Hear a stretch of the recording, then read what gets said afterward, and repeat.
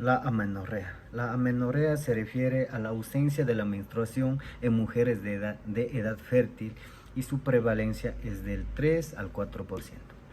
En el campo de la ginecología, la valoración y el tratamiento de pacientes con amenorrea son actividades muy frecuentes. Criterios de diagnóstico. Mujeres que no han menstruado a la edad de 14 años ni han presentado ninguna otra evidencia de desarrollo puberal. 2. No presentan ciclos menstruales a los 16 años, aún en presencia de otros signos puberales. Y 3. Después de la menarquia han dejado de menstruar por un tiempo equivalente a 3 ciclos previos o 6 meses. En algunos casos se debe iniciar valoración, aunque haya ausencia de los criterios de diagnóstico. Dichos casos son pacientes con datos de síndrome de Turner, virilización evidente y mujer con antecedente de legrado uterino. Clasificación tradicional de la amenorrea. Amenorrea primaria y la amenorrea secundaria. La amenorrea primaria es cuando una mujer aún no presenta menarquia. En cambio, la amenorrea secundaria es cuando la menstruación se interrumpe en una mujer que previamente ya había tenido ciclos menstruales normales. Esto ocurre por alguna causa específica que ya vamos a ir mencionando a continuación. Ojo, la clasificación tradicional puede originar errores en el diagnóstico y debe de evitarse. Además, existen casos en que la amenorrea es netamente normal. Los casos son antes de la pubertad, durante el embarazo, durante la lactancia y después de la menopausia. Causas de la amenorrea primaria y su frecuencia. Primera causa, hipogonadismo hipergonadotrópico con una frecuencia del 43%. Otra causa general sería eugonadismo con una frecuencia del 30%.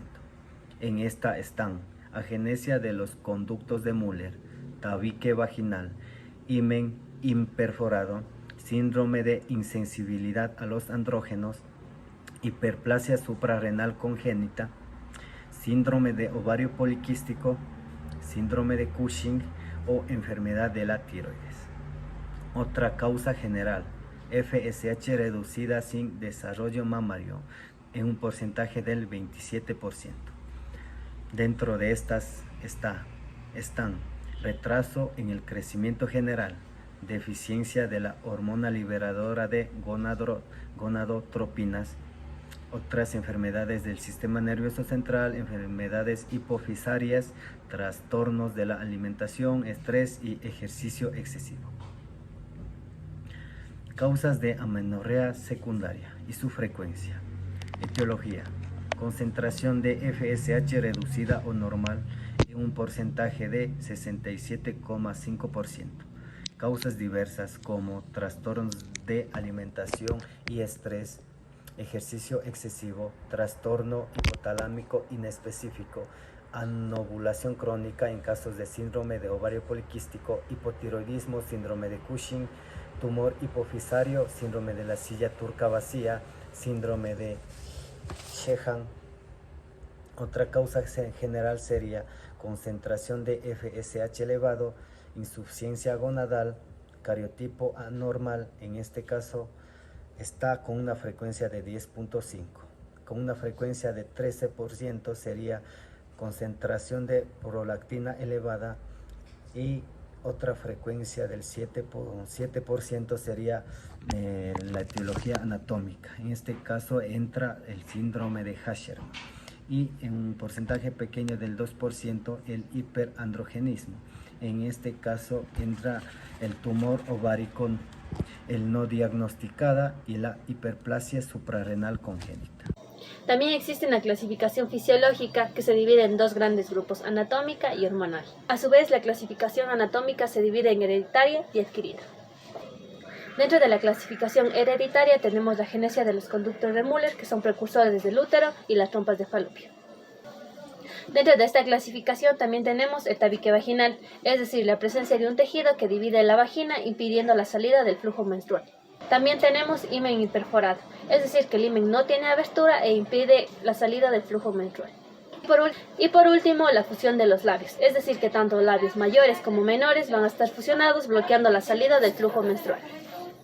Dentro de las alteraciones anatómicas adquiridas tenemos la sinequia intrauterina. Es la formación de tejido cicatricial dentro del útero que bloquea la salida del flujo menstrual. También tenemos la estenosis del cuello uterino, es decir, el estrechamiento del canal cervical que dificulta o impide el paso del flujo menstrual. Referente a la clasificación hormonal, tenemos tres grandes grupos. En primer lugar, el hipogonadismo hipergonadotrópico, la amenorrea eugenotrópica y el hipogonadismo hipogonadotrópico. Dentro del primer grupo tenemos dos categorías hereditarias y adquiridas. En las hereditarias encontramos disgenesia gonadal, es decir, alteraciones cromosómicas que afecten al desarrollo de las gónadas. Alteración de un solo gen, es decir, alteraciones específicas que afecten la función ovárica. En las adquiridas encontramos autoinmunitario, es decir, que el sistema inmunológico ataque a los ovarios. Ambientales, la exposición a toxinas ambientales. Infecciones, es decir, que existe un daño ovárico a partir de una infección. El segundo grupo de amenorrea eugonadotrópica se divide a sí mismo en hereditarias y adquiridas. En las hereditarias encontramos el síndrome de ovario poliquístico, que es un trastorno endocrino que afecta la ovulación. También encontramos los tumores ováricos, tumores que secretan hormonas y alteran el ciclo menstrual. En las adquiridas encontramos síndrome de Cushing. El exceso de cortisol va a alterar el ciclo menstrual. También encontramos enfermedad de la tiroides, sea hipertiroidismo o hipotiroidismo, que van a afectar el ciclo menstrual. En el tercer grupo de hipogonadismo hipogonadotrópico encontramos dos categorías, los trastornos del hipotálamo y trastornos de la hipófisis anterior. Dentro de los trastornos del hipotálamo tenemos el síndrome de Kalman. Es un trastorno hereditario que afecta la producción de las hormonas gonadotrópicas. También encontramos pseudociesis. Es un trastorno adquirido en el que existe una falsa percepción de embarazo. En los trastornos de la hipófisis anterior encontramos la hipoplasia hipofisial, es decir, el desarrollo incompleto de la hipófisis. Un dato muy importante que no debemos olvidar es que enfermedades como una nefropatía terminal, una hepatopatía, SIDA y síndromes de mala absorción afectan crónicamente el estado de salud y pueden llevar a una mujer a padecer de amenorrea. Valoración. Para ello vamos a abarcar puntos importantes tales como la anamnesis, el examen físico y asimismo análisis y estudios adicionales. Para la anamnesis vamos a comenzar con un interrogatorio sobre el desarrollo puberal en el cual se deben describir el intervalo de los ciclos, su duración y asimismo su volumen. También si existe algún tipo de cambio en el patrón y si este fue repentino o fue gradual. Respecto a los antecedentes, se deben preguntar sobre los antecedentes quirúrgicos y familiares. En los quirúrgicos se centran en las intervenciones pélvicas previas, en especial en las cirugías intrauterinas con el grado con dilatación. Respecto a los antecedentes familiares, son importantes ya que se encuentran la menopausia precoz y el antecedente de enfermedades autoinmunitarias, incluso por problemas tiroideos, los cuales sugieren un mayor riesgo de SIDA. En el siguiente cuadro vamos a analizar los estudios más utilizados en la valoración de la amenorrea. Como análisis principales tenemos la DHCG, en el cual en toda mujer en edad fértil con amenorrea se debe descartar la posibilidad de embarazo. Por lo tanto, es prudente medir las concentraciones de ella. La FSH y el estradiol nos ayudan a un diagnóstico de hipogonadismo hipogonadotrópico o hipergonadotrópico. Y la TSH nos ayuda con enfermedades de las tiroides. Asimismo, la prolactina referente al diagnóstico de la hiperprolactinemia.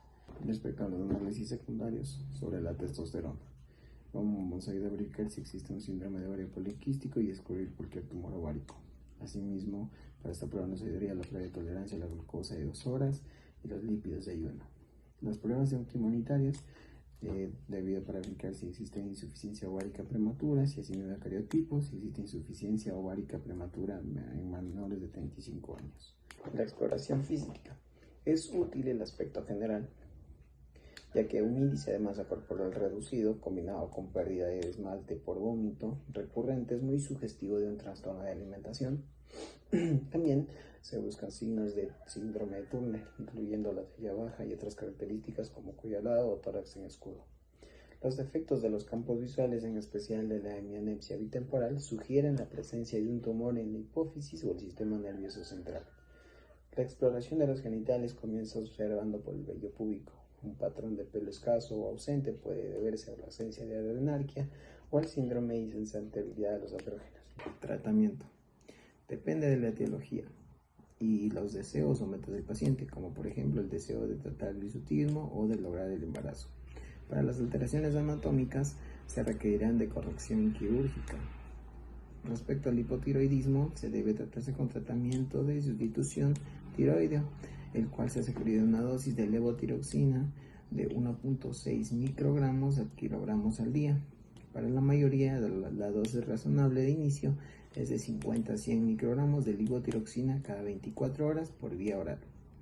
La respuesta de la TSH es lenta y las concentraciones deben revisarse de 6 a 8 semanas después del inicio.